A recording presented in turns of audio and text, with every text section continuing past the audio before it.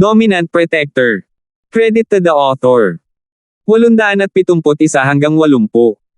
Ang mga pangalan po na nandito ay galing sa mga name generator. Kaya kung meron man pagkakatulad sa mga pangalan ng totoong tao o lugar, ito ay tunay na hindi sinasadya. Naiintindihan ko na ngayon. Naisip ko na maaari tayong bumili ng ilang pakete ng mga iyon pabalik at subukan ang mga ito sa lab. Bakit kailangan nating gumastos ng malaki upang mabili ang recipe? Kaya pinaplano mong bigyan sila ng sorpresa kapag ang kanilang produkto ay ibinebenta. Sa wakas ay natauhan si Harry at tumango. Hindi nilinaw ni Polong sa telepono at hindi siya sigurado kung ano ang silbi ng pagkuha ng recipe. Polong, ihanda mo na ito. Kailangan nating mawala ang reputasyon ng Miracle Dr. Larkins' Medicine Company. Sinabi ni Miracle Dr. Larkins kay Polong, gumawa ng plano at ipakita sa akin. Oo, Lolo. Tumango si Polong. Ang paggawa ng mga scheme ay isang malakas na suit niya, at gagawin niyang mawala ang reputasyon ng Miracle Dr. Larkins' Medicine Company. Ito ay hindi lamang dahil sa kanyang impresyon kay Miracle Dr. Larkins, ngunit dahil sa kanya ang house kang sa hinaharap, kailangan niyang patayin ng maaga ang potensyal na katunggali na ito. Hindi niya hahayaang kunin nila ang kanilang negosyo at posisyon sa palengke. Oh, Lolo, engaged na si Francine, anong gagawin natin dyan? Hindi uubra ang pinlano natin noon. Paano siya papayag na ligawan ako kung engaged na siya? Itinulak ni Harry ang kanyang pagkabigo sa pakikipag-ugnayan ni Francine, ngunit hindi alam ng mga tao ni House Kang ang detalyadong sitwasyon at hindi kinwestiyon ang kakayahan ni Harry na kunin ang mga babae. Iyan ang kapabayaan namin. Hindi namin akalain na engaged na si Francine. Kung ganoon, mahirap para sa amin na kumuha ng recipe para sa Peel of Life Extension at Toxin Cleansing. Narinig ni Miracle Dr. Kang ang mga salita ni Harry at sumimangot. Alam niya na ang isang bihasang binibini tulad ni Francine ay hindi kailanman makikipag-ugnayan ng ganoon kalapit sa ibang lalaki pagkatapos ng pakikipag-ugnayan, kaya hindi gagana ang planong ginawa nila noon na nakawin ang recipe. Gayunpaman, ayaw pa rin niyang sumuko. Pagkatapos ng lahat, ang recipe ay ang huling stepping stone para sa House Kang upang maging isang malaking maharlika, pati na rin palakasin ang mga ito sa isang buong bagong antas. Oo, kumilos ako bago ko ito inimbestigahan ng mabuti. Buti na lang hindi pa natin sila naaalerto, o mas mahirap. Hindi tanga si Harry at inamin niya ang kanyang kasalanan para iwasan ang panunumbat ng kanyang lolo, binago ko ang lahat. Lolo, hindi ito kasalanan ni Harry. Sa sandaling ito, ipinakita ni Polong ang kanyang pagkabukas palad bilang pinuno ng ikatlong henerasyon. Bagamat talagang na-miss ito ni Harry, sino ang nag-asam na engaged na si Francine? Kaya naman, nagpatuloy siya, hindi natin mapipigilan ang isang bagay na ganito. Ngunit sapat na ang kakayahan ni Harry para makuha natin ang recipe para sa kanilang gamot sa pinsala. Tama si Polong. Harry, hindi mo kailangang maliitin ang iyong sarili. Maganda ang ginawa mo. Kung tungkol sa tableta, iba ang iisipin natin. Sabi ni Miracle Dr. Kang. Huwag kang mag-alala, Lolo, babalik ako sa Starfield kapag malaya na ako at magpapatuloy sa pag-iimbestiga. Ngunit kailangan ko ng aking pamilya na suportahan ako ng allowance. Si Harry ay medyo hindi napigilan sa Starfield nang hindi sinusubaybayan ng kanyang pamilya, kaya't binalak niyang bumalik pagkatapos niyang maihatid ang recipe pabalik. Huwag kang mag-alala, bibigyan kita ng 1,000,000 bilang allowance, sabihin mo sa akin kung hindi ito sapat. Basta makuha mo sa akin ang recipe ng tableta, sulit ito kahit magkano ang gastos natin, sabi ni Miracle Dr. Kang. Gawin ang recipe na walang sangkap. Okay, naiintindihan ko. Tumango si Harry bilang pagsang-ayon.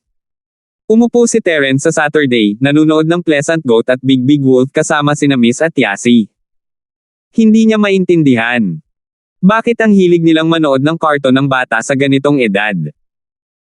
Pagkatapos ay naisip niya ang paraan kung paano sila nagkukulong araw-araw nang hindi nakikipag-ugnayan sa labas ng mundo. Ito ay naiintindihan na ang kanilang interes ay medyo mas immature kaysa sa iba. Laging boring sa gabi. Lalo na nang magkasamang nanood ng TV sina Cheryl at Yasi, walang magawa si Terence. Kinuha niya ang phone niya sa table at nagsimulang maglaro. Sa katunayan, masama lang ang pakiramdam ni Terence na umalis habang nagboluntaryo siyang manood ng TV kasama nila. Kung aalis siya sa kalagitnaan, hindi ito magiging mukha sa kanila. Si Miss ay isa ring taong pinahahalagahan ang mukha. Maliligo ako, nina si Terence. Sa wakas natapos ang palabas at ibinalik niya ang kanyang telepono sa mesa, tumayo at handa nang bumalik sa kanyang silid para maligo. Pupunta rin ako, naginat si Cheryl, ikaw. Hindi pa ako tapos kumain ng mansanas, manunood ako saglit. Cheryl sis, mauna ka na, inilipat ni Yasi ang channel gamit ang remote at bumulong na may kalahating mansana sa bibig.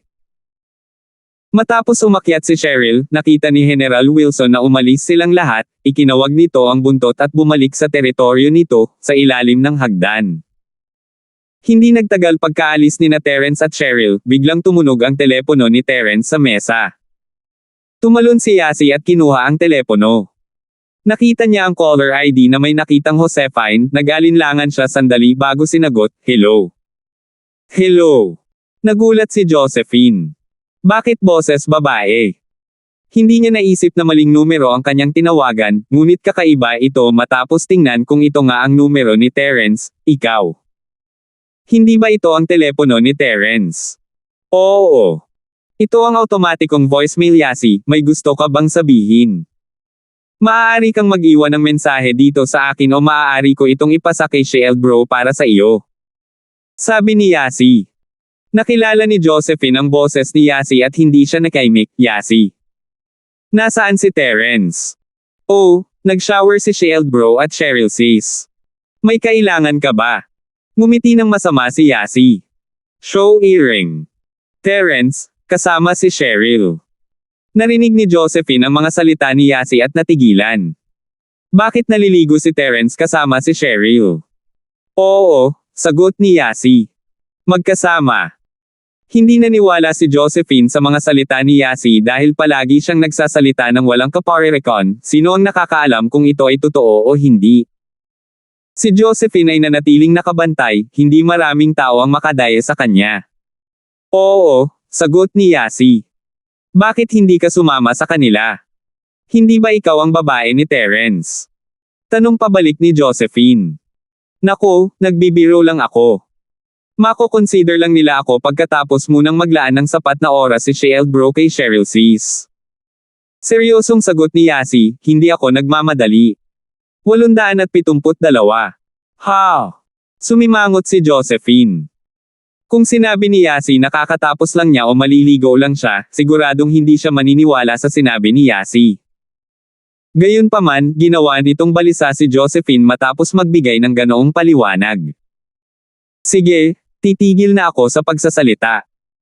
Kapag nalaman ni Cheryl sis na marami akong sinabi sa iyo, mamamatay ako sa isang masakit na kamatayan. Bye-bye.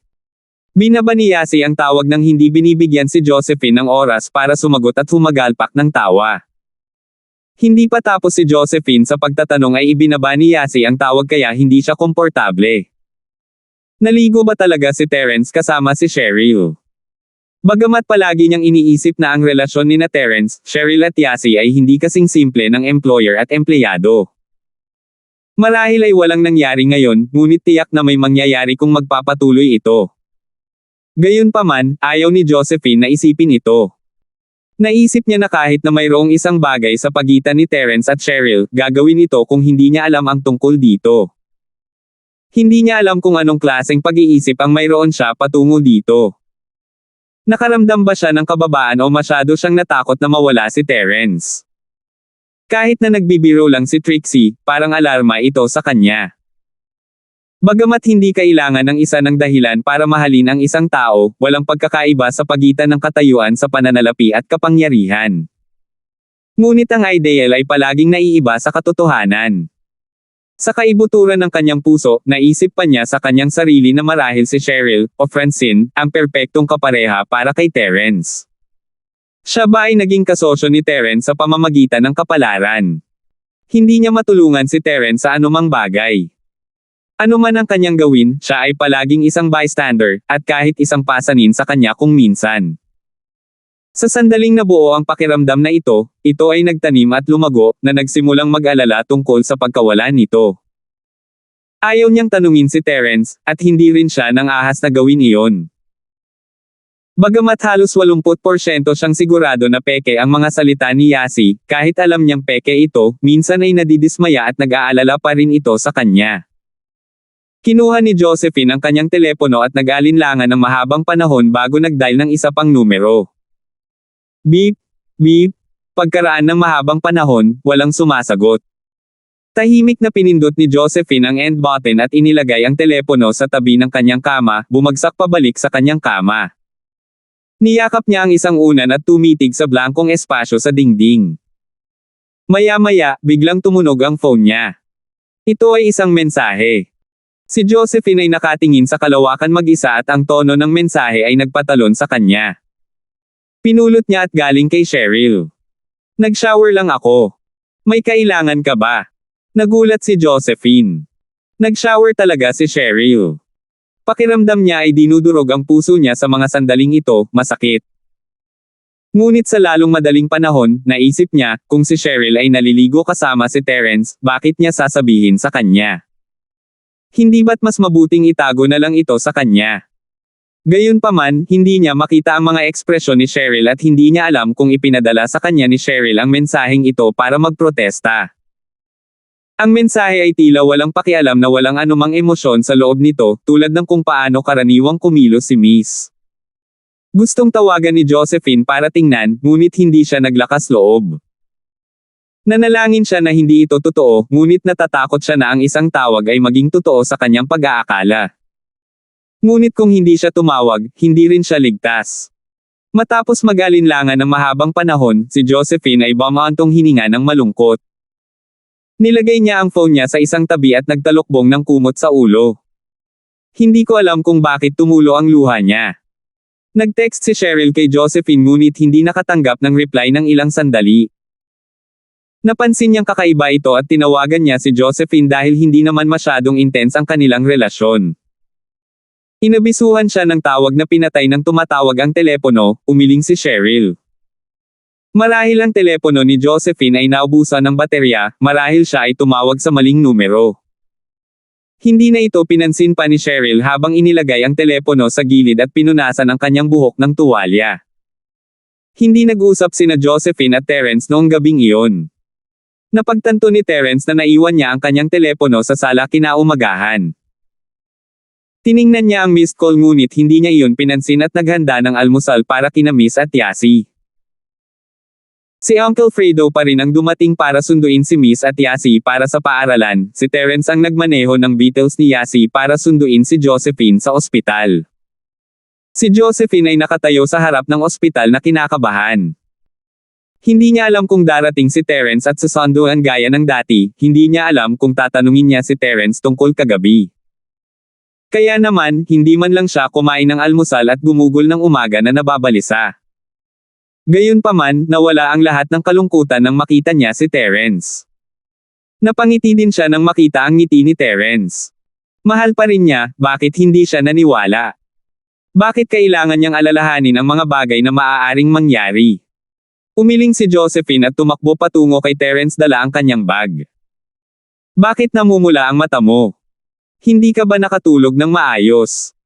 Binuksan ni Terence ang pinto para kay Josephine at tumingin sa kanya ng kakaiba. Ang side job ni Terence ay isang doktor at magaling siyang mag-obserba sa iba. Sinusubukan kong pumatay ng lamok sa kalagitnaan ng gabi. Pagsisinungaling ni Josephine. Hindi niya masabi kay Terence na umiiyak siya hanggang hating gabi, di ba? Masyadong nakakahiya iyon. Bagamat naniniwala si Terence na nagsisinungaling si Josephine, hindi niya itinuloy ang pagtatanong sa kanya kung ayaw nitong sabihin, ano ang gusto mong kainin. Narinig ni Josephine ang mga salita ni Terence at nagtanong, kumakain. Breakfast, ayaw mo ba ng almusal? Ngumiti si Terence. I did. Gustong sabihin ni Josephine na kumain na siya, ngunit nagtanong siya ng kakaiba sa ilalim ng kalahating ngiti ni Terence, paano mo nalaman na hindi pa ako kumakain? Dahil sinabi ni Terence, tiyak na may dahilan siya. Hindi ito itinanggi ni Josephine dahil hindi ito karaniwang tinatanong ni Terence sa kanya at pumapasok sila sa paaralan pagkatapos siyang sunduin. Ako ay isang doktor, nakikita ko ang iyong katawan, sagot ni Terence. Ha? Nakikita mo ba ito? Tumingin si Josephine sa mga mata ni Terence at namula habang nagtatanong ng hindi malay. Hindi yun, umiling si Terence, isa lamang itong halimbawa. Masasabi kong hindi ka nag-almusal mula sa iyong kutis, ito ang pagtingin na naririnig mo sa apat na pamamaraan ng diagnostic. Tumitingin, nakikinig, nagtatanong at nararamdaman ang pulso. Oh! Inisip ni Josephine na nakikita ni Terence ang kanyang katawan at napalundag siya nito. Bagamat kailangan niyang ipakita sa kanya sa lalong madaling panahon, kakaiba ang pakiramdam na nakikita ng iba ang kanyang katawan. Tere na at kumain muna tayo, pinaandar ni Terence ang makina at nagsimulang maghanap ng mga breakfast stall sa kalye. Sa tingin ko ay hindi natin dapat. Mahuhuli tayo sa paaralan. Nag-aalala si Josephine. Si Zillian ay nagtatrabaho para sa akin, bakit ka nag-aalala? Tumawa si Terence. 873.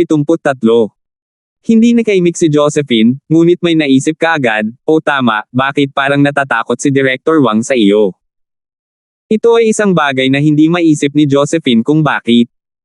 Naisip niya na si Terence ay isang young master ng isang mayamang pamilya kaya hindi nang ahas si Zillian na saktan siya. Ngunit habang ang misteryosong pagkakakilanlan ni Terence ay nahukay. Siya ay bodyguard lamang ni Cheryl, kaya bakit natatakot si Zillian sa kanya? Hindi man lang binigyan ng mukha ni Zillian si Leandro, ang pamangkin ng dating principal. Ha! Siya ay nangunguha ng mga babae sa paaralan at nahuli ko siyang ginagawa iyon, hindi ito itinago ni Terence. Ha! Pinanlakihan ni Josephine ang kanyang mga mata, nangungulila sa mga babae. Siya! Sa paaralan. I think it's his mistress. Teacher in the school, nagkibit-balikat si Terence, nagkataon lang na nabunggo ko siya at ngayon nagilty siya. Ah, ganun ba? Hindi alam ni Josephine kung ano ang sasabihin.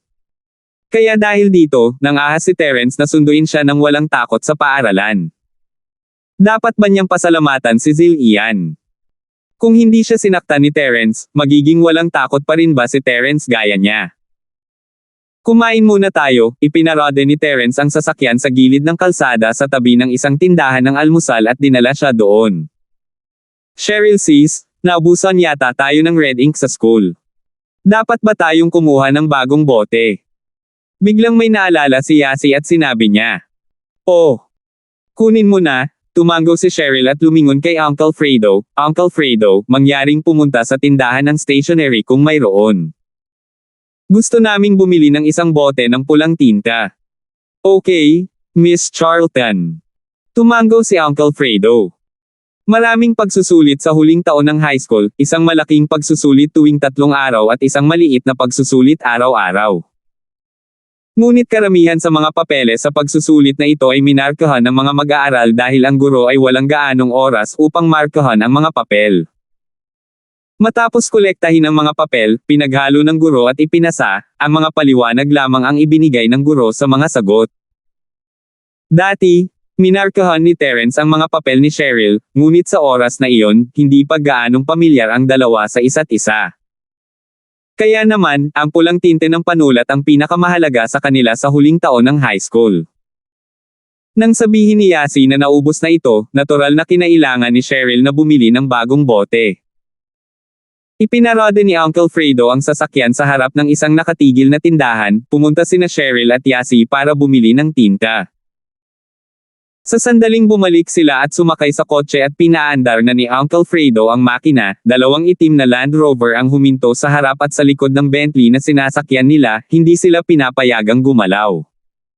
Nagulat si Uncle Fredo at agad na naalarma.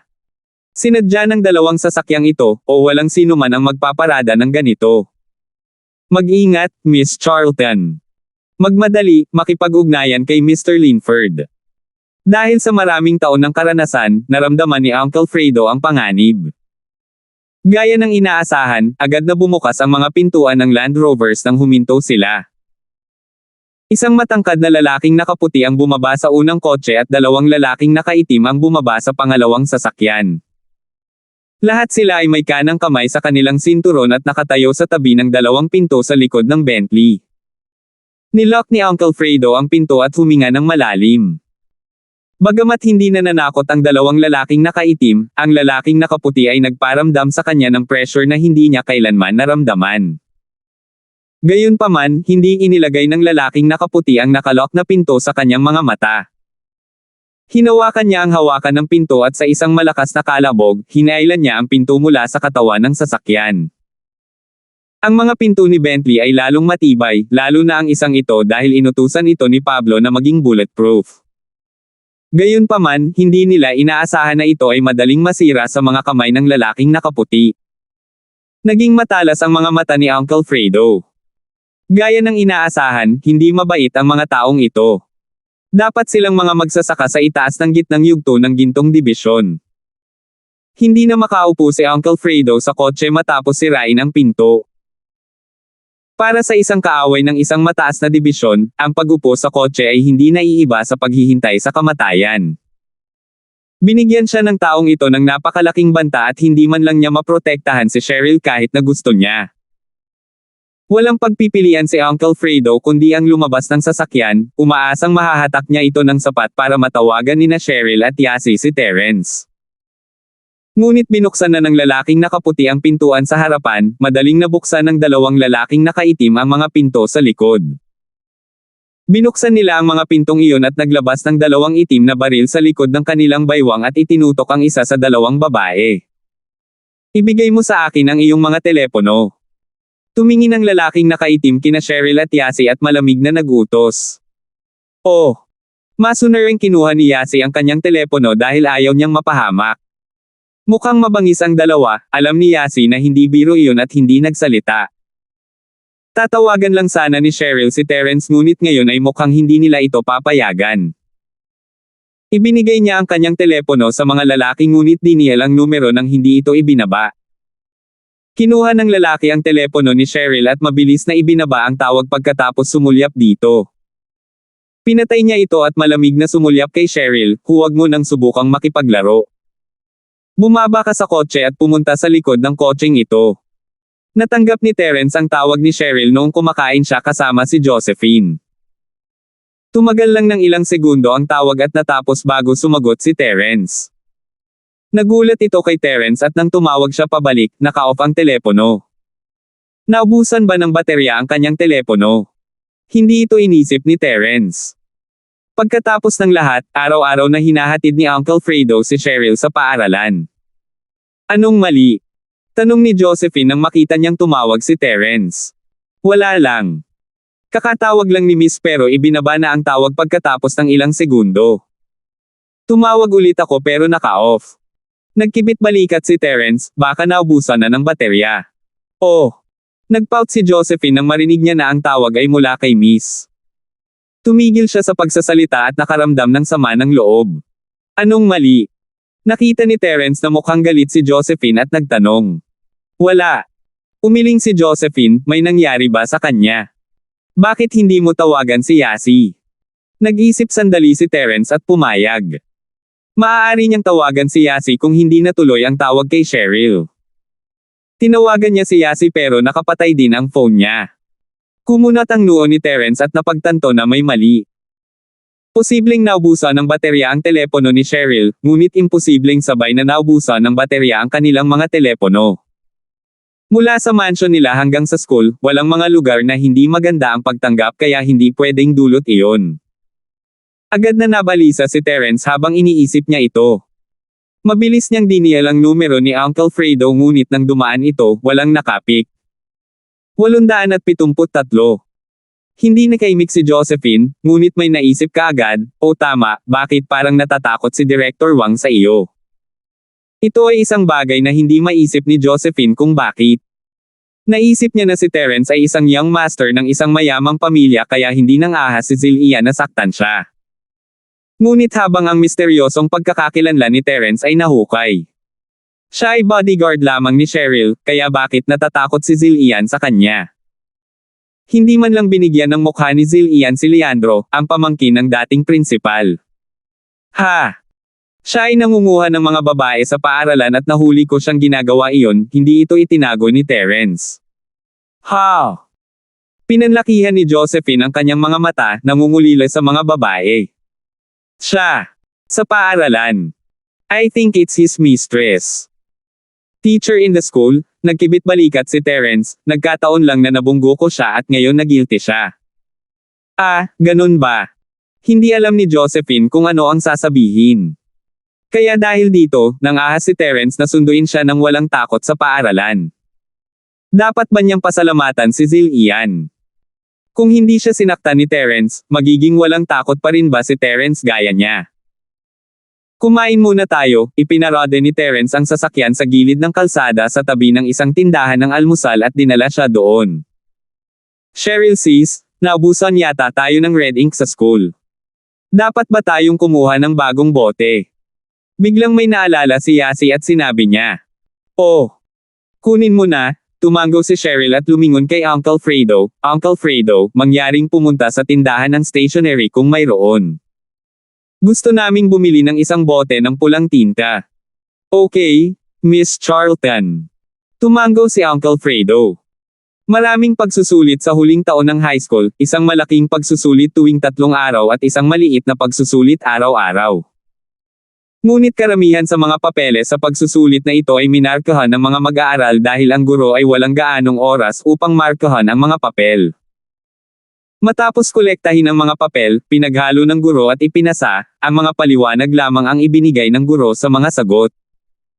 Dati, minarkahan ni Terence ang mga papel ni Cheryl, ngunit sa oras na iyon, hindi pa gaanong pamilyar ang dalawa sa isa't isa. Kaya naman, ang pulang tinte ng panulat ang pinakamahalaga sa kanila sa huling taon ng high school. Nang sabihin ni Yasi na naubos na ito, natural na kinailangan ni Cheryl na bumili ng bagong bote. Ipinarode ni Uncle Fredo ang sasakyan sa harap ng isang nakatigil na tindahan, pumunta sina Cheryl at Yasi para bumili ng tinta. Sa sandaling bumalik sila at sumakay sa kotse at pinaandar na ni Uncle Fredo ang makina, 2 itim na Land Rover ang huminto sa harap at sa likod ng Bentley na sinasakyan nila, hindi sila pinapayagang gumalaw. Nagulat si Uncle Fredo at agad na naalarma. Sinadya ng 2 sasakyang ito, o walang sino man ang magpaparada ng ganito. Mag-ingat, Miss Charlton. Magmadali, makipag-ugnayan kay Mr. Linford. Dahil sa maraming taon ng karanasan, naramdaman ni Uncle Fredo ang panganib. Gaya ng inaasahan, agad na bumukas ang mga pintuan ng Land Rovers nang huminto sila. Isang matangkad na lalaking nakaputi ang bumaba sa unang kotse at 2 lalaking nakaitim ang bumaba sa pangalawang sasakyan. Lahat sila ay may kanang kamay sa kanilang sinturon at nakatayo sa tabi ng 2 pinto sa likod ng Bentley. Nilock ni Uncle Fredo ang pinto at huminga ng malalim. Bagamat hindi na nanakot ang 2 lalaking nakaitim, ang lalaking nakaputi ay nagparamdam sa kanya ng pressure na hindi niya kailanman naramdaman. Gayunpaman, hindi inilagay ng lalaking nakaputi ang nakalock na pinto sa kanyang mga mata. Hinawakan niya ang hawakan ng pinto at sa isang malakas na kalabog, hinailan niya ang pinto mula sa katawan ng sasakyan. Ang mga pinto ni Bentley ay lalong matibay, lalo na ang isang ito dahil inutusan ito ni Pablo na maging bulletproof. Gayunpaman, hindi nila inaasahan na ito ay madaling masira sa mga kamay ng lalaking nakaputi. Naging matalas ang mga mata ni Uncle Fredo. Gaya ng inaasahan, hindi mabait ang mga taong ito. Dapat silang mga magsasaka sa itaas ng gitnang yugto ng gintong dibisyon. Hindi na makaupo si Uncle Fredo sa kotse matapos sirain ang pinto. Para sa isang kaaway ng isang mataas na dibisyon, ang pag-upo sa kotse ay hindi naiiba sa paghihintay sa kamatayan. Binigyan siya ng taong ito ng napakalaking banta at hindi man lang niya maprotektahan si Cheryl kahit na gusto niya. Walang pagpipilian si Uncle Fredo kundi ang lumabas ng sasakyan, umaasang mahahatak niya ito ng sapat para matawagan nina Cheryl at Yasi si Terence. Ngunit binuksan na ng lalaking nakaputi ang pintuan sa harapan, madaling nabuksan ng 2 lalaking nakaitim ang mga pinto sa likod. Binuksan nila ang mga pintong iyon at naglabas ng 2 itim na baril sa likod ng kanilang baywang at itinutok ang isa sa 2 babae. Ibigay mo sa akin ang iyong mga telepono. Tumingin ang lalaking nakaitim kina Cheryl at Yasi at malamig na nagutos. Oh! Masunereng kinuha ni Yasi ang kanyang telepono dahil ayaw niyang mapahamak. Mukhang mabangis ang dalawa, alam ni Yasi na hindi biro iyon at hindi nagsalita. Tatawagan lang sana ni Cheryl si Terence ngunit ngayon ay mukhang hindi nila ito papayagan. Ibinigay niya ang kanyang telepono sa mga lalaki ngunit diniyal ang numero nang hindi ito ibinaba.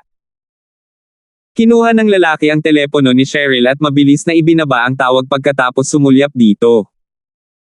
Pinatay niya ito at malamig na sumulyap kay Cheryl, huwag mo nang subukang makipaglaro. Bumaba ka sa kotse at pumunta sa likod ng kotseng ito. Natanggap ni Terence ang tawag ni Cheryl noong kumakain siya kasama si Josephine. Tumagal lang ng ilang segundo ang tawag at natapos bago sumagot si Terence. Nagulat ito kay Terence at nang tumawag siya pabalik, naka-off ang telepono. Naubusan ba ng baterya ang kanyang telepono? Hindi ito inisip ni Terence. Pagkatapos ng lahat, araw-araw na hinahatid ni Uncle Fredo si Cheryl sa paaralan. Anong mali? Tanong ni Josephine nang makita niyang tumawag si Terence. Wala lang. Kakatawag lang ni Miss pero ibinaba na ang tawag pagkatapos ng ilang segundo. Tumawag ulit ako pero naka-off. Nagkibit balikat si Terence, baka naubusan na ng baterya. Oh. Nagpout si Josephine nang marinig niya na ang tawag ay mula kay Miss.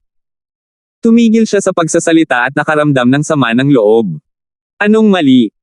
Nakita ni Terence na mukhang galit si Josephine at nagtanong. Wala. Umiling si Josephine, may nangyari ba sa kanya? Bakit hindi mo tawagan si Yasi? Nag-isip sandali si Terence at pumayag.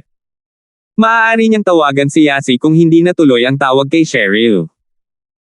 Tinawagan niya si Yasi pero nakapatay din ang phone niya. Kumunat ang noo ni Terence at napagtanto na may mali. Posibleng naubusan ng baterya ang telepono ni Cheryl, ngunit imposibleng sabay na naubusan ng baterya ang kanilang mga telepono. Mula sa mansion nila hanggang sa school, walang mga lugar na hindi maganda ang pagtanggap kaya hindi pwedeng dulot iyon. Agad na nabalisa si Terence habang iniisip niya ito. Mabilis niyang diniyal ang numero ni Uncle Fredo ngunit nang dumaan ito, walang nakapik. 874. Ang telepono ni Uncle Fredo ay inilagay sa likod ng manibela sa kotse. Narinig niyang nagri-ring ang phone niya pero hindi niya ito makuha. Masyadong malakas ang aura ng lalaking nakaputi at hindi siya naglakas loob na gumalaw. Sino ka? Bakit mo hinuhuli sina Miss Charlton at Miss Yas? Tumingin si Uncle Fredo sa lalaki at nagtanong. Bagamat nakatitig pa rin siya sa lalaking nakaputi, nakatingin siya sa ibang mga lalaki, sina Cheryl, at Yasi mula sa gilid ng kanyang mata. Stay here nicely until we leave. Hindi ka namin sasaktan.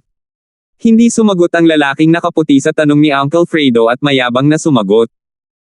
Kumunat ang noo ni Uncle Fredo. Dahil ayaw niyang sumagot, hindi na kailangan pang magtanong.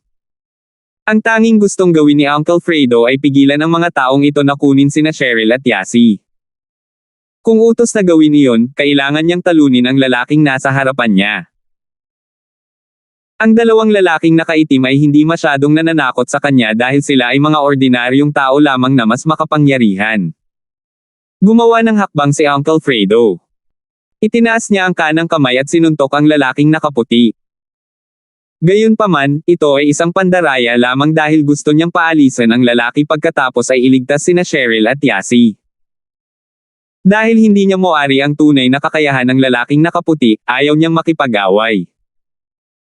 Hanggat maaari niyang pilitin ang lalaki pabalik ng kaunti, nag-save siya ng oras para sa kanyang sarili. Pinagmasdan niya ang dalawang lalaki na pilitin sina Cheryl at Yasi na paakay sa Land Rover sa likuran nila. Kinakalkula ni Uncle Fredo ang oras.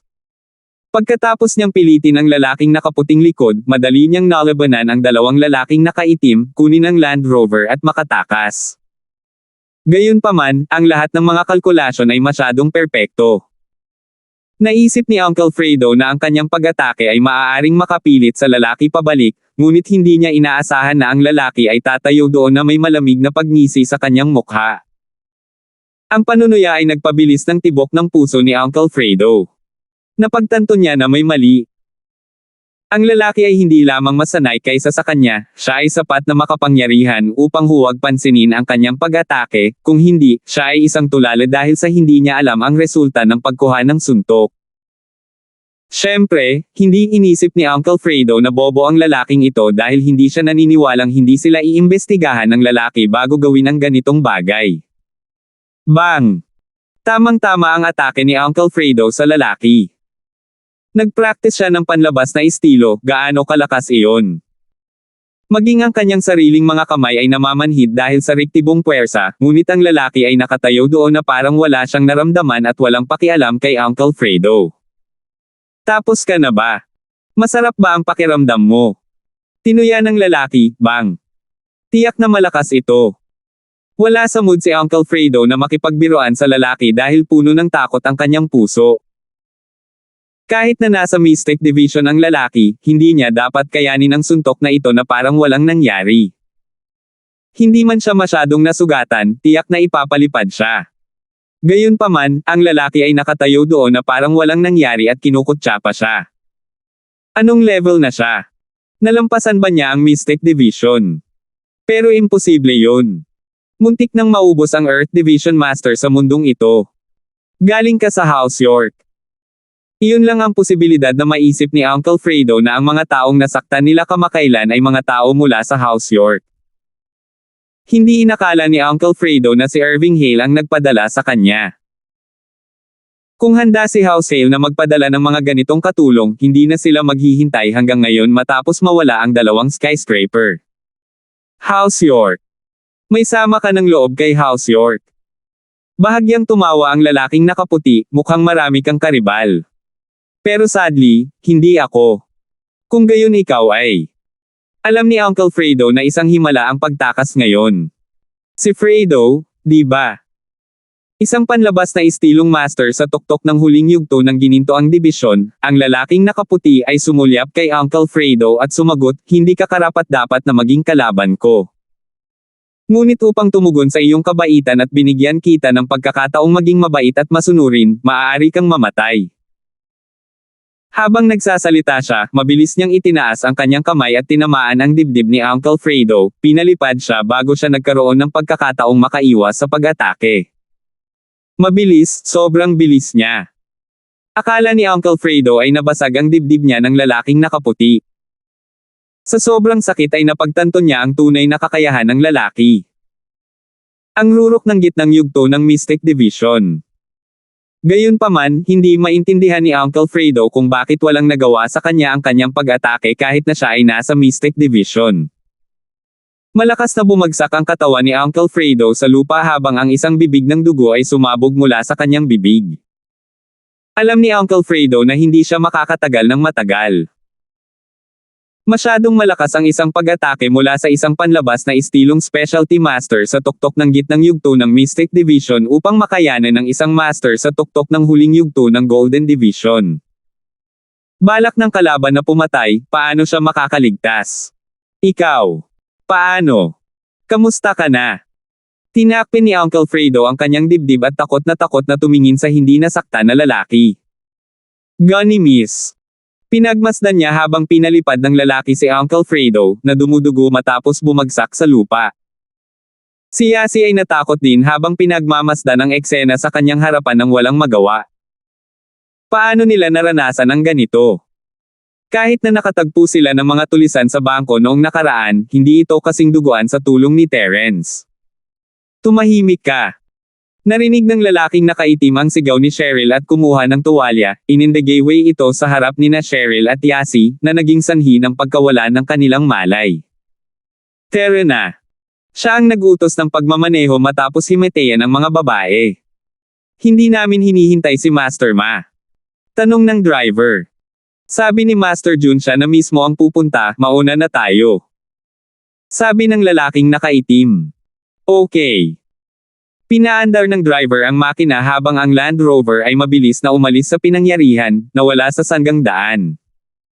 Si Uncle Fredo ay tumingin sa Land Rover nang walang pag-asa habang siya ay nagpakawala ng hininga. Naging blurrier at blurrier ang pagsulyap niya sa lalaking nakaputi. Hindi na siya makatagal. Alam mo ba kung bakit kita iniwan ng isang buntong hininga?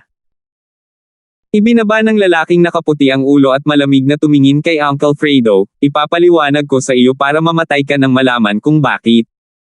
Nanatiling tahimik si Uncle Fredo. Halos hindi siya makahinga at ayaw niyang mag-aksaya ng enerhiya. Nanalangin siya para kay Terence na matuklasan ng mas maagang may mali upang mailigtas ang mga babae. Ako si Mason at nililinang ko ang Golden Shield. Nalampasan ko na ang ikawalong antas, walang baril o talim ang makakasakit sa akin. Nagmalaki ang lalaking nakaputi, ang pagpatay sa iyo ay kasing dali ng pumatay ng langgam. Ha ha ha ha. Pagkatapos niyang magsalita ay tumalon siya sa Land Rover sa harap niya. Mabilis na pinaandar ang makina at umalis. 875. Ang buong proseso ay tumagal lamang ng hindi hihigit sa 10 minuto. Unti-unting nawala ng malay si Uncle Fredo kasabay ng pagtawa ni Mason sa kanyang isipan. Tumunog ang piercing siren, halos sabay na dumating ang mga pulis at ambulansya. Sila ay mabilis. Ngunit mas mabilis si Mason. Tumawag ng pulis ang may-ari ng stationery shop dahil nabigla siya sa kanyang nakita.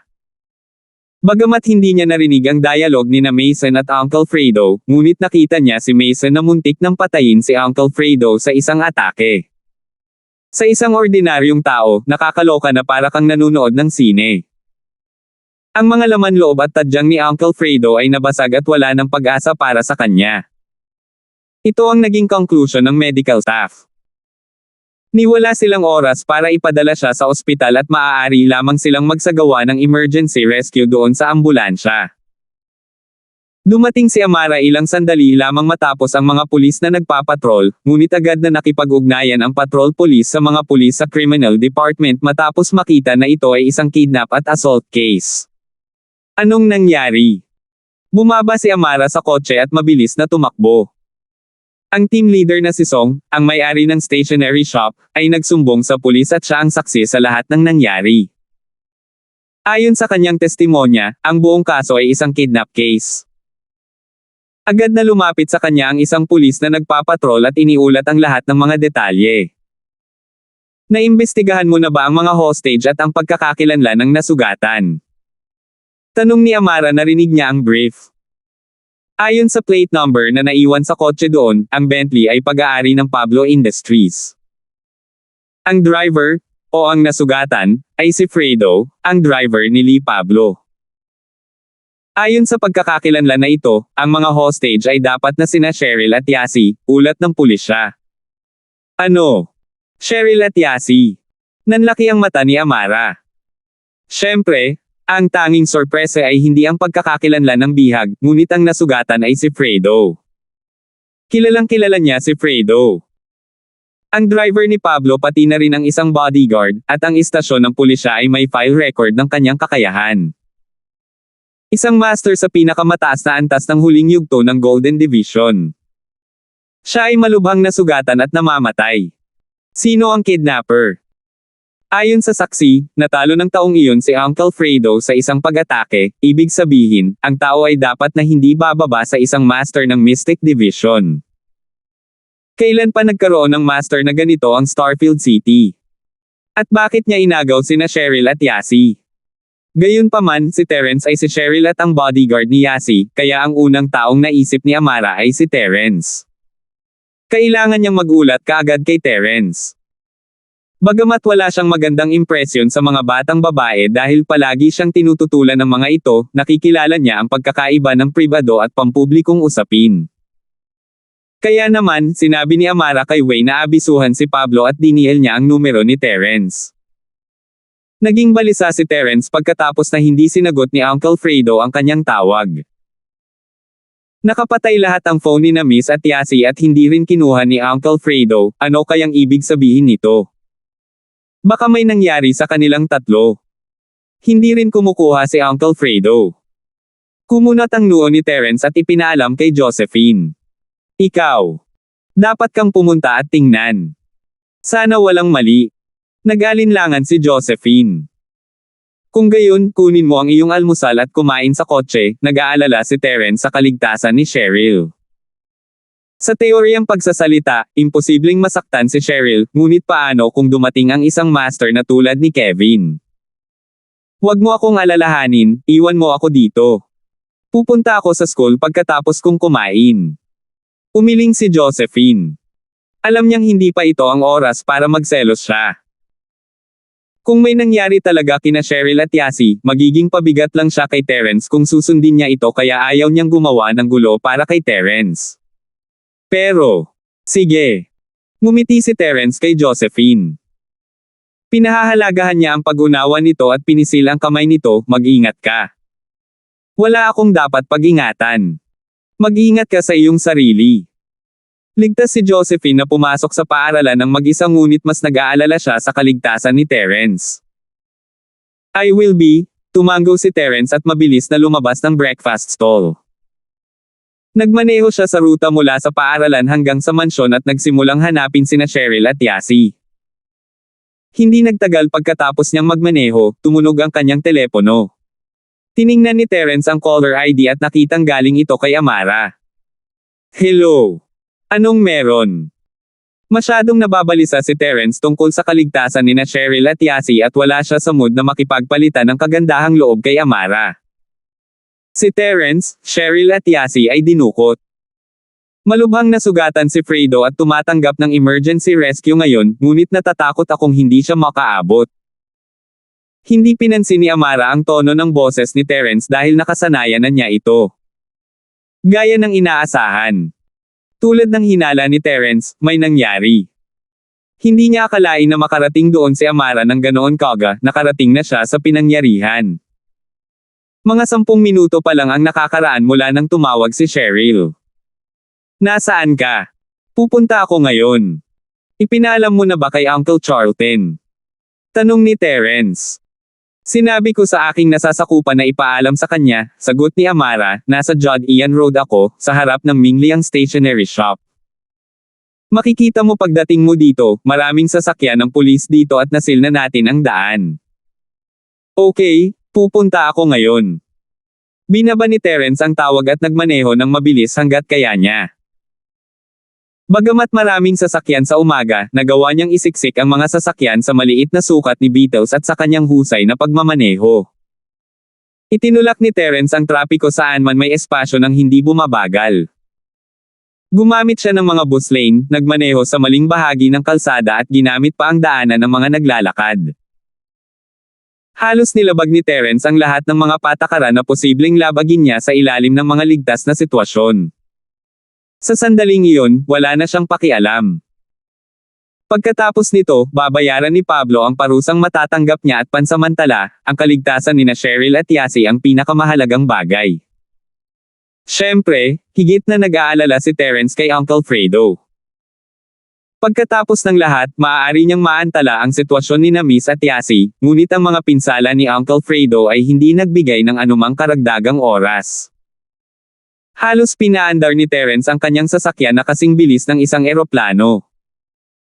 Sa wakas, nakarating si Terence sa Jod Ian Road sa loob ng 5 minuto.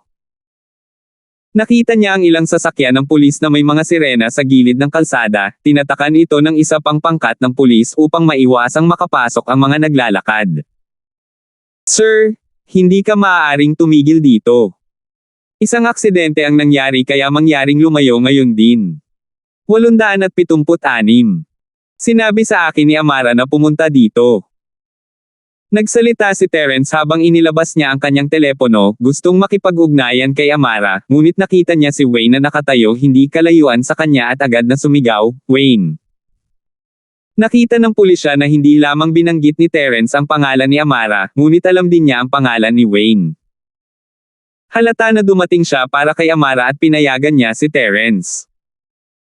Nakita niyang naglakad si Wayne patungo sa kanila at umalis siya para gawin ang kanyang mga bagay. Terence, nandito ka. Nandyan ang team leader song. Itinuro ni Wayne ang isang lugar na hindi kalayuan sa kanila. Nasaan si Uncle Fredo? Dalhin mo ako doon. Hindi nagmamadali si Terence na hanapin si Amara dahil nag-aalala siya sa pinsala ni Uncle Fredo. Sinabi ni Amara na si Uncle Fredo ay malubhang nasugatan at siya ay naghihingalo, si Terence ay nagpanik o hindi siya magmaneho ng napakabilis. Dito, lalong naging seryoso si Wayne nang makita niya ang pagkataranta ni Terence. Hindi siya nagalit kay Terence sa halos pag-utos sa kanya dahil alam niyang tumulong si Terence sa paglutas ng ilang malalaking kaso para sa kanila noon. At ang relasyon ni Terence kay Amara ay medyo espesyal. Halos ay treto ni Wayne si Terence bilang kasintahan ni Amara. Tumingin si Terence kay Uncle Fredo na nakahiga sa stretcher, nagdilim ang kanyang ekspresyon. Sa nakikita niya, si Uncle Fredo ay nasa napakasamang kalagayan. Ipaubaya mo siya sa akin, magpahinga na ang lahat, lumapit si Terence at inutusan ang mga tauhan na abala sa pagtrato sa kanya. Hindi alam ng staff kung sino si Terence at nalilitong sinulyapan siya nang hindi umaalis. Pwede ka nang umalis, ipaubaya mo sa kanya, alam ni Wayne na hindi ordinaryong tao si Terence at tinulungan siya. Paumanhin, Ginoo, ang pagliligtas ng mga pasyente ay trabaho ko, hindi kami makakaalis nang walang utos mula sa aming pinuno, lumapit ang pinuno ng kawani ng medikal at kinausap si Wayne. Galing ka ba sa People's First Hospital or Second Hospital? Kakausapin ko ang dean mo. Natarante si Terence. Hindi dahil hindi siya naniniwala sa mga doktor, kundi dahil hindi nila mailigtas si Uncle Fredo. Kami ay mula sa People's First Hospital, hindi ito itinago ng staff. Bagamat hindi sila sigurado sa pagkakakilanlan ni Terence, hindi sila pinayagang umalis ng walang utos. Mabilis na diniyel ni Terence ang numero ni Martin Larkins at maikling ikinwento ang nangyari dito, pagkatapos ay tinanong ang pangalan ng doktor. Narinig ng doktor na si Terence ay tumatawag kay Martin Larkins at nagulat siya, maaari ko bang tanungin kung tinatawagan mo si Professor Martin Larkins? Oo, kilala mo ba siya? Natuwa si Terence at nagtanong. Sinong doktor ang hindi nakakaalam kung sino si Professor Larkins sa Starfield? Nagtanong ang doktor, sinabi ba sa iyo ni Professor Larkins na pumunta? Nakahinga ng maluwag si Terence. Ipinasa niya ang telepono sa doktor at sinabing, ako ay estudyante ni Martin Larkins, ipaubaya mo ito sa akin at hayaang ipaliwanag ito sa iyo ni Old Larkins. Sinagot ng doktor ang tawag at narinig ang mga salita ni Martin Larkins. Agad naman siyang tumango at pumayag. Sinabi sa kanya ni Martin Larkins na si Terence ay kanyang estudyante at si Terence na ang bahala dito, tatawagan niya kaagad si Dean Chin. Nakumbinsi ang doktor matapos marinig ang sinabi ni Larkins Harry. Hindi nagtagal pagkatapos niyang ibaba ang tawag, nakatanggap siya ng tawag mula sa Dean. Kumusta, Dean Chin? Ako si Little Lane. Mabilis na kinuha ng doktor, okay. Okay, I understand. I'll work with Dr. Terence. Tinawagan siya ni Dean Chin, sinabi sa kanya na kailangan niyang magtrabaho at matugunan ang kahilingan ni Terence, tulungan siyang iligtas si Fredo. Sa pagtitiyak ng dekano, walang dapat ipag-alala si Little Lane. Ibinaba ni Terence ang kanyang katawan at tiningnan sandali ang mga sugat ni Uncle Fredo at huminga ng malalim. Sa katunayan, si Uncle Fredo ay hindi papatay, ngunit hindi ito nangangahulugan na ang kalaban ay hindi sapat na malakas upang patayin siya. Sa halip, sinadya niyang iwan si Uncle Fredo ng isang hininga. Mula sa mga sugat ni Uncle Fredo, masasabi ni Terence na nagresulta ito sa isang pag-atake. Sa madaling salita, ang kakayahan ng kalaban ni Uncle Fredo ay higit sa kanya. Gayunpaman, hindi siya pinatay ng kalaban. Malamang na nakausap niya si Uncle Fredo matapos siyang masugitan, ngunit ang pinakamataas na posibilidad ay gamitin si Terence ng mas maraming purong enerhiya hanggat maaari, na ginagawang pansamantalang bumaba ang kanyang kakayahan. Kung gayon dapat ko ba siyang iligtas o hindi? Biglang nag-alinlangan si Terence. Sa pagsasalita mula sa damdamin, tinatrato siya ni Uncle Fredo ng maayos. Simula nang dumating siya sa Starfield, palagi siyang tinatrato ni Uncle Fredo at ginagawa siyang bahagi ng mansyon. Ayaw niyang mamatay si Uncle Fredo. Ngunit lohikal na pagsasalita, alam ni Terence na hindi matalinong gumastos ng enerhiya para pagalingin si Tito Fredo. Kung gumamit siya ng sobrang lakas para gamutin ang mga sugat ni Uncle Fredo, maaapektuhan siya kung malakas ang kalaban. Sa oras na iyon, hindi man lang niya mailigtas sina Cheryl at Yasi. Bagamat madali siyang makakuha ng enerhiya mula sa espasyo sa pendant, kailangan niya ng oras at hindi niya alam kung makakarating siya sa oras. Nagtakip ng ngipin si Terence at nagpas siyang iligtas muna si Uncle Fredo. Hindi bababa sa hindi siya maaaring sumuko kay Uncle Fredo bago ang anumang balita sa panig ni na Cheryl at Yasi. Ilang pilak na karayom ang lumitaw sa kanyang mga kamay at mabilis niya itong tinusok sa ilang acupuncture point kay Uncle Fredo. Tahimik niyang sinimulan ang Art of Dragon Mastery sa kanyang ulo. Ito ay kapareho ng paggamot kay Boji noong nakaraan. Gumamit siya ng mga pilak na karayom upang aisil ang ilan sa mga acupuncture point ni Uncle Fredo. Nagpasya siyang gumamit ng purong enerhiya para manatiling buhay muna si Uncle Fredo ngunit hindi niya binalak na ganap siyang pagalingin. Alam ni Terence kung gaano karaming purong enerhiya ang kailangan niya para maibalik ang isang taong malapit sa kamatayan. Kahit na pagalingin niya ng buo si Uncle Fredo, automatic na mapupunta siya sa sleep mode, hindi niya kayang gawin iyon ngayon. Gumamit lamang si Terence ng maliit na bahagi ng kanyang enerhiya para panatilihing buhay si Uncle Fredo. Magkakaroon siya ng sapat na panahon para pagalingin siya pagkatapos nito. Gayunpaman, mahirap sabihin kung mapapanatili ni Uncle Fredo ang kanyang mga paglilinang pagkatapos nito. Para sa isang external style specialist, ang mga pinsalang kasing lubha nito ay higit pa sa sapat upang mawala ang kanyang kung fu. Kahit na si Terence ay maaaring gumamit ng purong enerhiya upang lumikha ng isang aso ng ginintoang dibisyon, hindi siya maaaring lumikha ng isang tao sa gintong dibisyon. Ang dami ng enerhiya na kailangan para gawin iyon ay lubhang kakaiba. Kahit na ang paglikha ng isang aso sa Golden Division ay ginawa siyang pansamantalang pumasok sa sleep mode, hindi pa banggitin ang paglikha ng isang tao ng Golden Division. Kung kaya niya, si Trixie ay naging master na ng Golden Division. Hindi banggitin na si Uncle Fredo ay isang panlabas na espesyalista sa estilo. Kahit na siya ay may sapat na kapangyarihan sa kanyang sarili upang lumikha ng isang master ng ginintoang dibisyon, hindi ito angkop para kay Uncle Fredo. Bakit?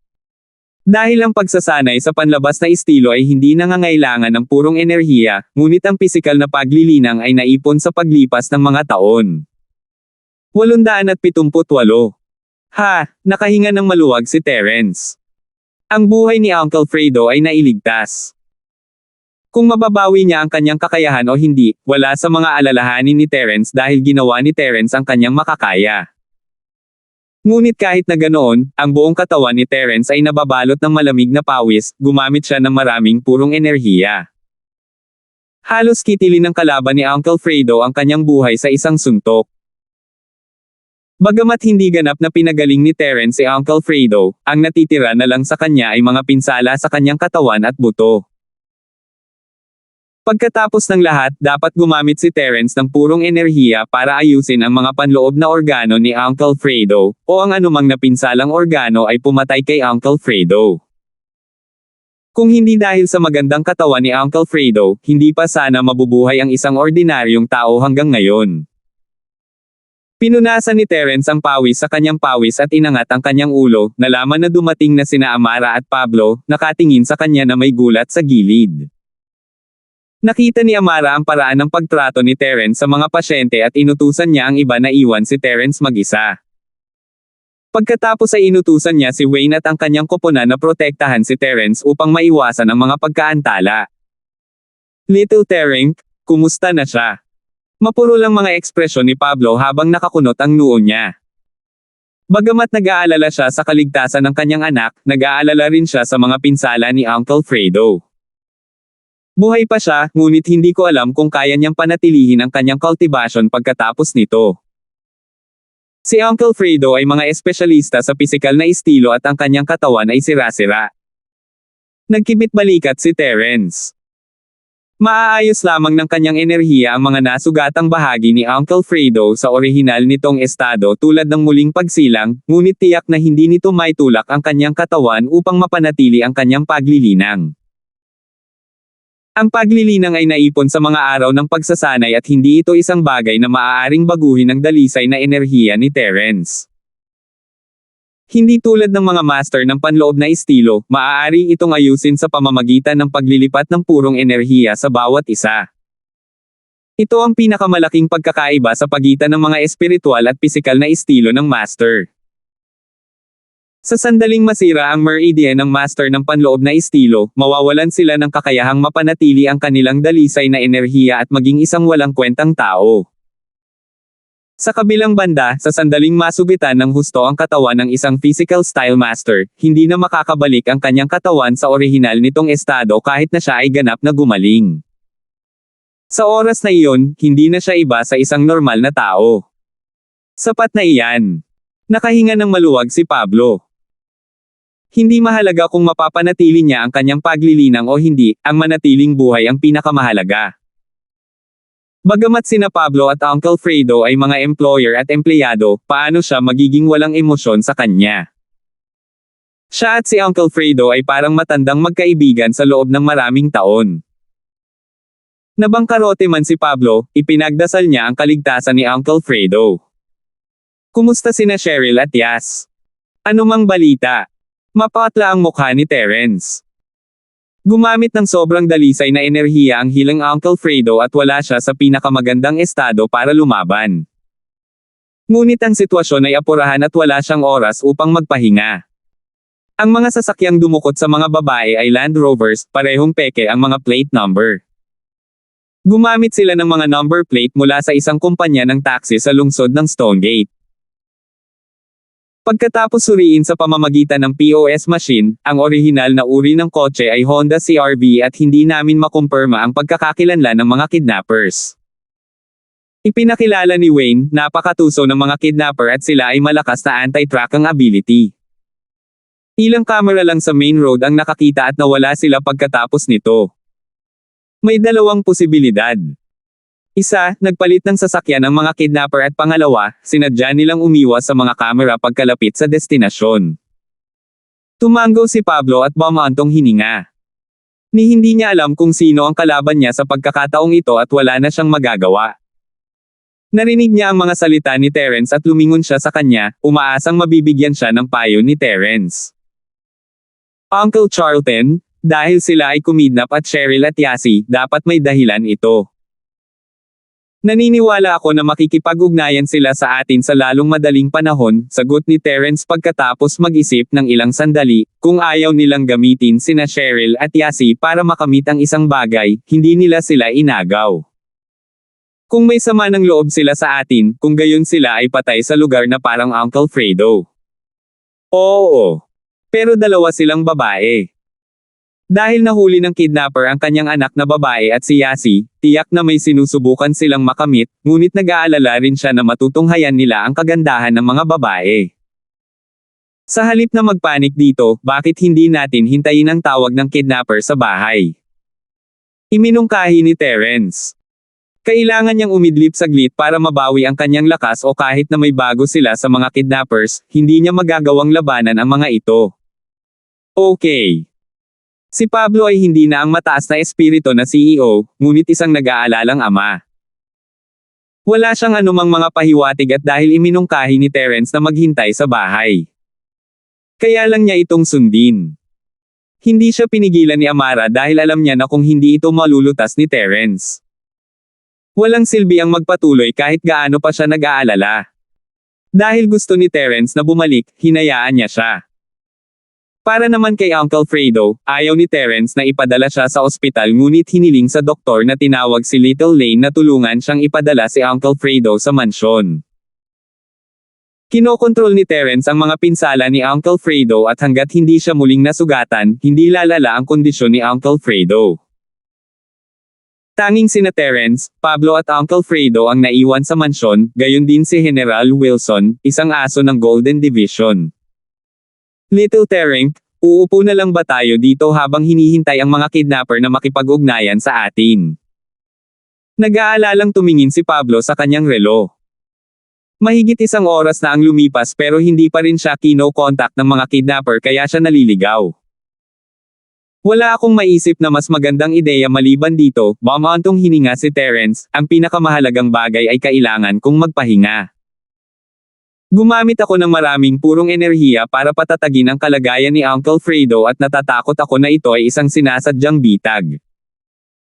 Sinadya nilang iwan si Uncle Fredo na buhay para magamit ko ang aking purong enerhiya. Narinig ni Pablo ang mga salita ni Terence at naging matalim ang kanyang mga mata. Hindi niya ito kailanman isinaalang-alang at pagkatapos marinig ito, naisip niya na posible ang hula ni Terence. Little Terence, magpahinga ka na, hihintayin ko ang tawag ng kidnapper. Ayos lang, magpapahinga lang ako sa sopa, sabi ni Terence habang nakapikit at nagsimulang matulog. Hindi nakatulog ng mahimbing si Terence at alam pa rin niya kung ano ang nangyayari sa labas ng mundo pagkatapos na pumasok sa espasyo sa loob ng Jade Pendant. Bagamat pumasok si Terence sa espasyo at sinubukang sumipsip ng mas maraming enerhiya hanggat maaari, gumagana pa rin ang kanyang utak habang patuloy niyang hinuhulaan kung sino ang kanyang kalaban sa pagkakataong ito.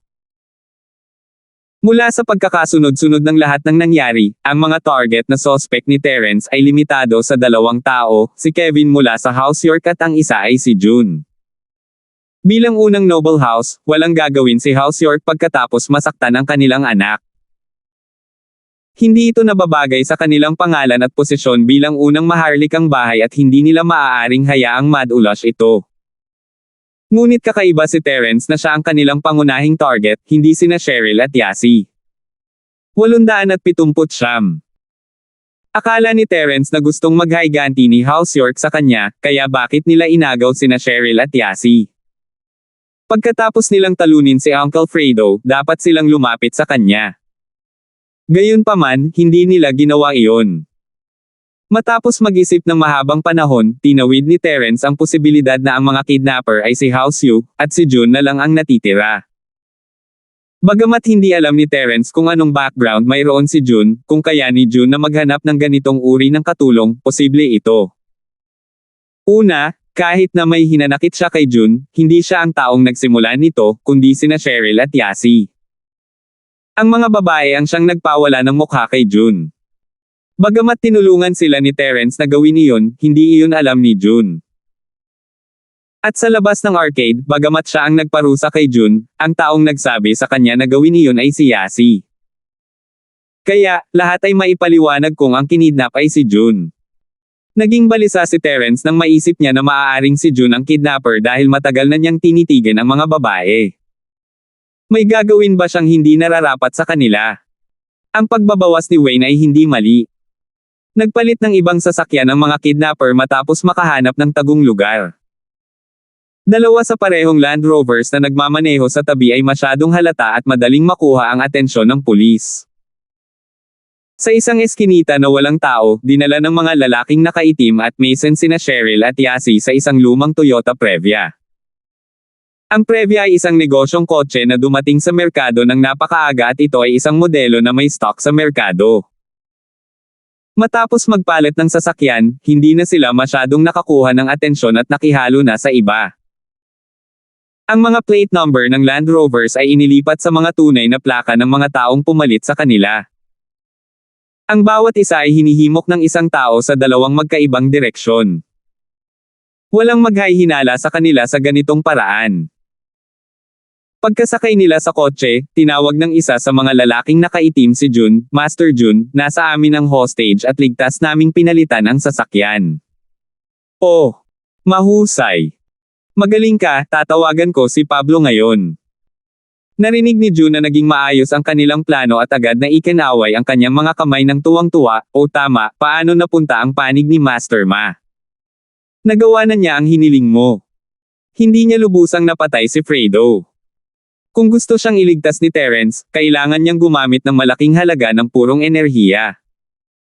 Tiyak na bababa ang kanyang kakayahan at hindi siya magiging banta. Ang galing, ang galing. Bilisan mo at halika, hindi na ako makapaghintay. Mabilis na tumango si June. Upang matagumpay na mabaril si Terence na patay, partikular niyang sinabi kay Mason na bahagya ng magtipid. Kung gusto ni Terence na manatiling buhay si Uncle Fredo, kailangan niyang gumamit ng malaking lakas para iligtas siya. Naisip niya ito noong ginagamot siya ni Sumaowang. Kung gagamitin niya ang pinsala ni Uncle Fredo para limitahan si Terence, hindi siya makakaligtas sa isang labanan, gaano man siya kahusay. Kinumpirma rin ni June na kailangan ng mga doktor na gumamit ng malaking halaga ng purong enerhiya upang pagalingin ang kanilang mga pasyente mula kay Mason. Kung hindi, hindi na niya kailangang sabihin kay Mason na iwan si Uncle Fredo ng buhay. Ito ay para lamang sa layunin na lituhin si Uncle Fredo, hindi ipaalam sa kanya ang kanilang tunay na layunin. Kung hindi, ayaw ni Mason na abalahin si Uncle Fredo. Umupo si Pablo sa sopa habang hinihintay ang tawag ng mga kidnappers. Nakaramdam siya ng sobrang pagkabalisa para kumalma. Sinulyapan ni Pablo si Terence na nagpapahinga sa sopa at biglang tumayo. May kailangan siyang gawin. Ngunit pagkatapos tumayo, hindi niya alam kung ano ang gagawin. Bagamat nagpapahinga si Terence na nakapikit, wala siyang ginagawa, nag-isip siya ng mga paraan para labanan si June. Nang paliitin ito ni Terence kay June, naisip niya na kung hindi pa rin sila makatanggap ng tawag pagkatapos niya mabawi ang kanyang purong enerhiya, pupunta siya sa house scene at ilalabas sila kahit na kailangan niyang maghukay sa ilalim ng lupa. Pagkatayo pa lang ni Pablo, biglang nag-ring ang phone niya. Mabilis niyang kinuha ang phone niya at tinignan ang caller ID. Ito ay isang nakatagong numero, ang lahat ng mga numerong ipinapakita ay 0. Hello, ako si Pablo. Si Pablo ay halos tiyak na ang tumatawag ay ang kidnapper. Pagkatapos ng lahat, walang ordinaryong tao ang kailangang itago ang kanilang mga numero. Mr. Charlton, hello. Natutuwa akong makilala ka. Wow! Ito ay isang nakakatusok na boses pagkatapos ay proseso ng isang voice changer. Lalo na ang kagandahang asal na ginawa niya ay naging dahilan para hindi komportable si Pablo. Sino ka? Anong gusto mo? Kumunat ang noo ni Pablo at nagtanong. Hindi mahalaga kung sino ako. Ang mas mahalaga ay kung gusto mong malaman kung nasaan ang iyong anak at ang kanyang matalik na kaibigan.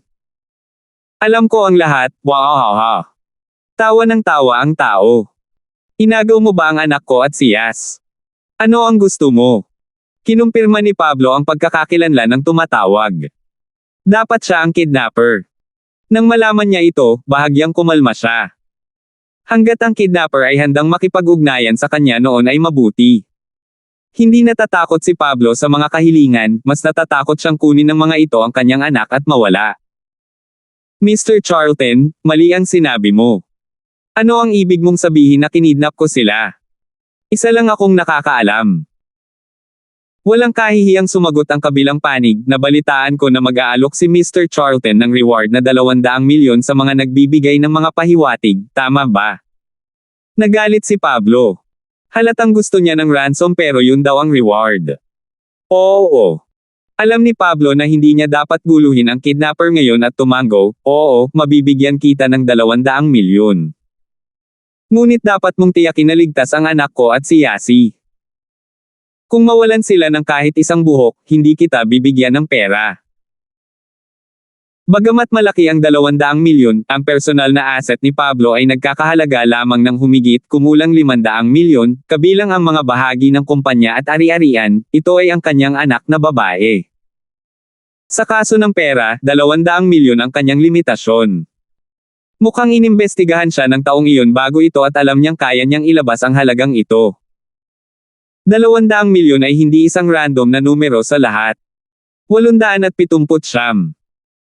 Sa katunayan, inimbestigahan ni Damaso ang industriya ng Pablo at ang mga ari-arian ni Pablo at ang halagang ibinigay niya ay ang pinakamataas na maaaring makuha ni Pablo. Humingi siya ng cash dahil imposibleng mabigyan siya ng shares ng kumpanya at hindi magagalaw na asset. Kung kinuha niya ang mga iyon, hinihiling niyang mahuli siya ng mga pulis. Hindi siya tanga. Mali si Mr. Charlton. Isa lang akong matapang na saksi na makakasigurado na babalik ang anak mo at ang matalik niyang kaibigan.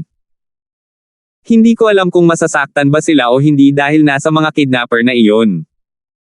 Ang tumatawag ay hindi natakot sa banta ni Pablo at walang kahihiyang sumagot. Natigilan si Pablo. Ang pinakakinatakutan niya ay ang sexual harassment at sa mga salita ng tumatawag, halos sigurado siyang gagawin iyon ng mga kidnapper. Saktong hinawakan ni Pablo ang kanyang telepono at nanginginig ang kanyang katawan, paano mo sila mapapanatili? Ibibigay ko sa iyo ang lahat ng pera na gusto mo. Oh, mukhang ayaw akong makatrabaho ni Mr. Charlton. Biglang nagbago ang ugali ng tumatawag at malamig na tumawa, sige, teka lang, kukunin mo ang katawan ng anak mo at ng matalik niyang kaibigan. Maghintay. Napabuntong hininga si Pablo. Mukhang sapat na para mabuhay silang muli, kung sila ay harass o hindi ay wala na sa kanyang konsiderasyon. Malinaw na ang kanyang anak na babae at si Yasi ay hindi payag na mangyari ito. Magiging maayos ito sa sandaling ilihim nila ito. Ito ay mas mahusay kaysa sa patay. Oh! Nagbago na naman ba ang isip ni Mr. Charlton? Tunog ng tumatawag na parang mahulaan niya ang mga desisyon ni Pablo, alam niyang papayag si Pablo at muling makikipag-usap sa kanya. Sumasang-ayon ako, ngunit mangyaring huwag saktan ang mga ito kung maaari mo. Kung kaya ko, mag-iisip ako ng isang bagay at bibigyan kita ng isa pang 50 milyon bilang dagdag na kabayaran. Sinabi ni Pablo, ako, si Pablo, ay hindi kailanman babalik sa aking mga salita at maaari mong suriin kung gaano ako maaasahan sa larangan ng negosyo. Gagawin ko ang aking sasabihin at sana ay magtiwala ka sa akin. Siyempre alam ko iyan, pero... Hindi ako makapagpasya niyan, walang pakialam na sagot ng tumatawag, pumunta ka at kumuha ng pera ngayon din, tatawagan kita saglit at sasabihin sa iyo kung paano ibibigay ang pera sa akin. Walang problema, ihahanda ko ito sa lalong madaling panahon. Huwag tumawag ng pulis at ang iyong anak na babae ay mamamatay sa isang masakit na kamatayan, hindi nakalimutan ng tumatawag na babalaan siya. Tahimik na tumawa si Pablo. Hindi ka ba isang matapang na saksi na narito upang magbigay ng mga pahiwatig? Ngayon sinasabi mo sa amin na huwag tumawag ng pulis. Sa wakas ay inilantad mo ang iyong sarili. Gayunpaman, hindi niya iyon sasabihin ng malakas at hindi siya naglakas loob na guluhin ang kidnapper, ayoko, huwag kang mag-alala. Sa katunayan, hindi pa rin binalak ni Pablo na tumawag ng pulis. Ang kabilang partido ay halatang may mataas na dibisyon ng master at ang interbensyon ng pulisya ay magpapagulo lamang sa kanila. Kahit na mailigtas nila ang kanyang anak na babae, maaaring hindi nila mahuli ang cultivated master. Ano ang mangyayari sa hinaharap? Ang mga taong ito ay susubukan at maghaiganti kahit na higit pa at hindi ito magiging kasing simple ng pagkidnap tulad ng oras na ito. Sa susunod, malamang papatayin sila tulad ni Uncle Fredo. Kakababa lang ni Pablo at nagring ang telepono ni Terence. Bagamat naglilinang si Terence sa espasyo ng pendant, narinig niya ang pag-uusap ni Pablo at ng kidnapper. Gayunpaman, hindi siya nagpahayag ng anuman dahil gusto niyang gamitin ang bawat segundong kailangan niya para mabawi ang enerhiya. Matapos magring ang kanyang telepono, makakabalik lamang siya sa totoong mundo mula sa cultivation para sagutin ang tawag. Akala niya ay galing din ito sa kidnapper pero galing kay Amara. Hello. Any news? Tanong ni Terence. Sinervate namin ang tawag ni Mr. Pablo at narinig namin ang pakikipag-usap sa kidnapper. Hindi namin mahanap ang kidnapper dahil nakakonekta ang tawag sa isang IP server sa ibang bansa sa pamamagitan ng internet, nang hihinayang sagot ni Amara, ano pa ba ang maitutulong namin? Not for the time being. Ako na mismo ang hahawak nito. Sila ay may cultivated master at hindi ka makakapantay sa kanya, tinanggihan ni Terence ang kanyang alok na tumulong. Bagamat hindi nasisiyahan si Amara na marinig na hindi siya katugma sa kidnapper, alam niya na iyon ang katotohanan. Siya ay nasa parehong antas ng Uncle Fredo, ngunit siya ay nagdadalubhasa sa espiritual na estilo kaysa sa pisikal na estilo. Kung nag-away sila, dapat silang magtali. Ngunit kung masusugatan ng kidnapper si Uncle Fredo ng labis, mapupunta si Amara sa parehong sitwasyon kung pupunta siya. Kung gayon, mag-ingat ka. Si Little Thomas ay nagyaya para sa iyo. Hindi alam ni Amara kung bakit siya nag-aalala tungkol kay Terence. Palagi niya itong binubuli, kaya bakit siya mag-aalala? Hindi rin niya maintindihan ang sarili niyang puso. I will, binaba ni Terence ang tawag. Ang lungsod ng Starfield isang ay pinangalanan gayon dahil maraming bulubundukin sa paligid ng lugar na ito. Maliban sa Mountain Shuangyan na ginawang isang tourist spot, ang iba pang matatarik na bundok ay naiwang hindi naunlad. Ang isa sa mga bundok ay tinawag na South Mirror. Siyempre, ito ay isang palayaw lamang na nilikha ng mga lokal doon, at walang nakakaalam ng geographical na pangalan para dito. Marahil ang bundok ay wala man lang sa mapa. Tinawag itong South Mirror dahil nakatayo ito sa timog ng Starfield, at ang salamin ay nagsasaad ng tirek ng bundok. Karamihan dito ay gawa sa mga bato, at mahirap maglakad na parang salamin pagkatapos ng ulan. In short, wala sa bundok at walang pumunta doon. Ngunit ngayon, may dalawang sasakyan na nakaparada sa paanan ng bundok. Ang isa ay isang Benz na may plate number ni Stonegate, ang isa ay Previa ng Toyota. Sa bundok, tinawag ni June si Pablo na may pagbabago sa boses at nag-alinlangan siya. Siya ay orihinal na nagplano na humingi ng 200 milyon mula sa kanya, makipaglaro sa kanyang anak na babae at Yasi, pagkatapos ay patayin si Terence. Tapos na sana. Ngunit ngayon nag-alok si Pablo ng isa pang 50 milyon.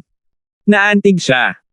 Gumastos siya ng 40 milyon sa paggamot at nagdagdag si Pablo ng isa pang 50 milyon sa itaas ng 200 milyon.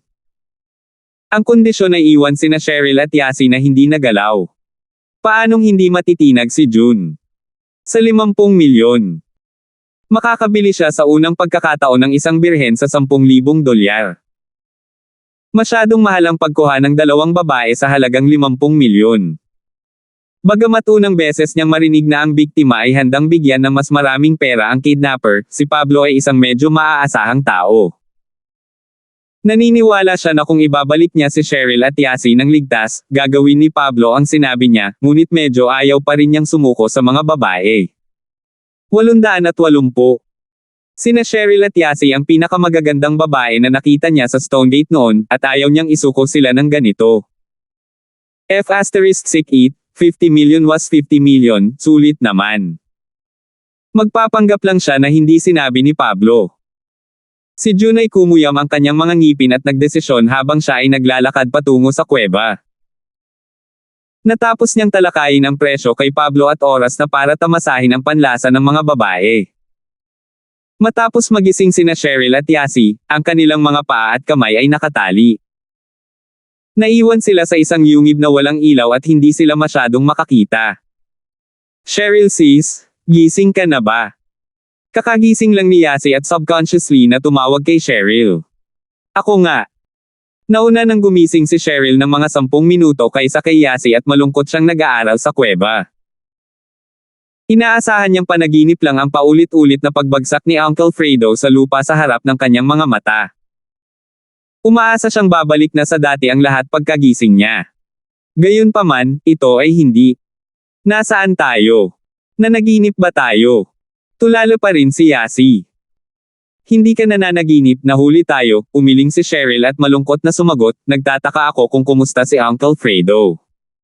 Okay lang ba siya? Siya ay dapat okay. Huwag kalimutan na si Shield Bro ay isang himalang doktor, maaari pa niyang pagalingin si General Wilson. Si Yasi ay medyo optimistiko. Iba ito. Kung gusto ni Terence na iligtas si Uncle Fredo, magtatagal siya at gagamit ng malaking halaga ng pure energy na iyon. Kung gusto niya tayong iligtas, hindi niya may iligtas si Uncle Fredo. Nag-iisip din si Cheryl kung ililigtas ni Terence si Uncle Fredo. Habang nag-iisip siya, mas magiging maliit ito maliban kung iniwan sila ni Terence dito para mamatay. Narinig ni Yasi ang mga salita ni Cheryl at nagsimulang mag-alala.